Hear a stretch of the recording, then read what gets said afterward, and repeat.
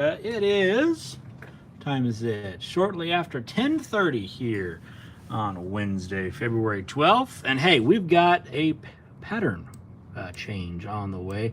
What we're looking at now is the satellite, just the latest image. All this red you see here is clear sky, and all this blue color here, that is cloud cover. So perhaps if you are in parts of central southeast Alaska, you probably noticed a little extra cloud cover this morning. Although farther to the south, you're still under a lot of clear skies. A little cloud cover there in the inner channels, but otherwise looking pretty nice out there. Hey, good morning. Grant Smith here on the operations forecast floor. Just wanted to bring this up, that we've got a weather pattern change on the way. The last few days, it's been clear and cold and sunny. So if you like that, I'm sure you're having a great time. But we're going to be going through some changes. Clouds coming back in, and it also brings back the potential for precip, both rain and snow. So those forecast challenges return to the area. And so let's just step through it here. What are we looking at? So let's first flip the camera around. So what we're looking at now is the probability of high pressure. You can think of it like that.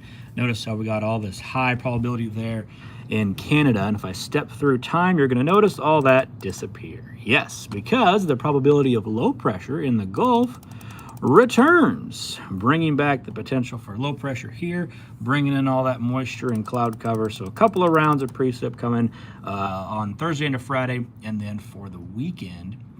And so that's what we're dealing with here today. On the short-term desk, we got, let's see if I can show you, Andy's over there working on our short-term desk. His focus is going to be on the Yakutat area, where there's potential for some snow. So let me just show you the raw data here that he's looking at.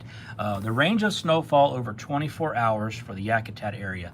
The models are averaging kind of about 4 to 5 inches over 24 hours. But notice that range, big wide range of potential there. So that's what he's going to be working on, kind of narrowing down for those of you in Yakutat. This will be a Thursday night into Friday snow event. And then going into the weekend, that's where we've got another round of potential snow on the way for those of you in the south, and that is Sean. He is working on that.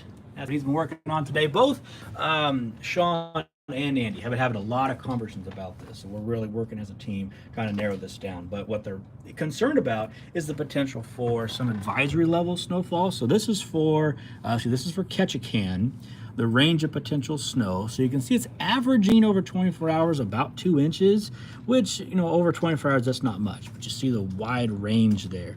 And that's because the question is, will the cold air stick around? Will the precip get there? So there's a lot of variables there that Sean's going to be working on the rest of today. And then also for Metlakatla, Annette Island, notice how it's averaging that dark blue line. That's averaging about 1 inch of snow over 24 hours. But the range, is certainly there, where the potential for just a little bit of snow, just some dusting, if the QPF makes it in at all.